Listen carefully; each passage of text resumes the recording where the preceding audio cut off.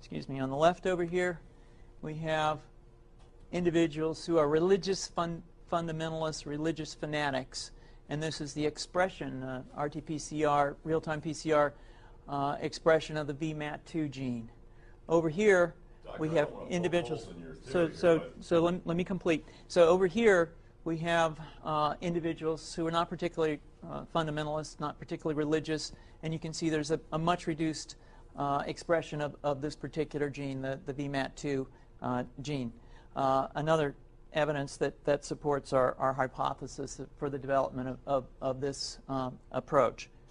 What you see here is by spreading this virus, we're going to eliminate individuals from donning on a bomb vest and going into a market and blowing up the market. So our hypothesis is that these are fanatical people, that they have overexpression of the VMAT2 gene, and that by vaccinating them against this, we'll eliminate this behavior. So we have some very, very remarkable data in this next slide. Here we have two brain scans. These are fMRIs.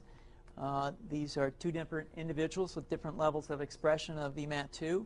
On top is an individual who's a religious fanatic, an individual, and we've repeated this numerous times, that has high levels of VMAT2.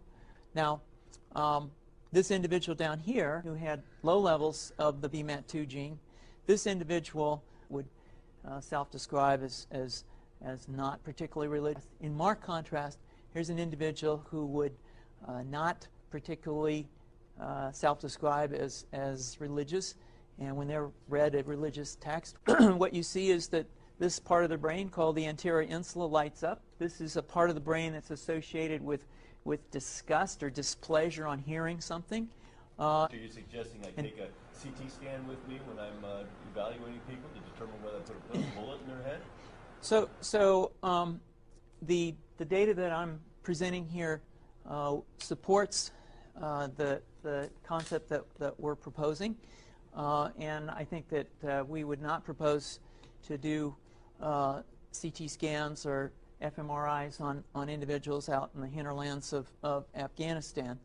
The virus would immunize against this VMAT2 gene, and that would have the effect that you see here, which is it's essentially to turn a fanatic into a normal person. And we think that will have major effects in the Middle East. How would you suggest that this is going to be dispersed? Aerosol? Well, so the present plan and the tests that we've done so far have used respiratory viruses, such as flu or rhinoviruses, and we believe that that's a satisfactory way to get the exposure of the largest part of the population. Most of us, of course, have been exposed to both of those viruses, and we're quite confident that this will be a very successful approach. This is fascinating. What's the name of this proposal? Yeah, so the name of this project is FunVax, which is the vaccine for religious fundamentalism. And you have a proposal already? The proposal has just been submitted, and I think that the data that I have shown you today would support the development of this project, and we think it has great promise.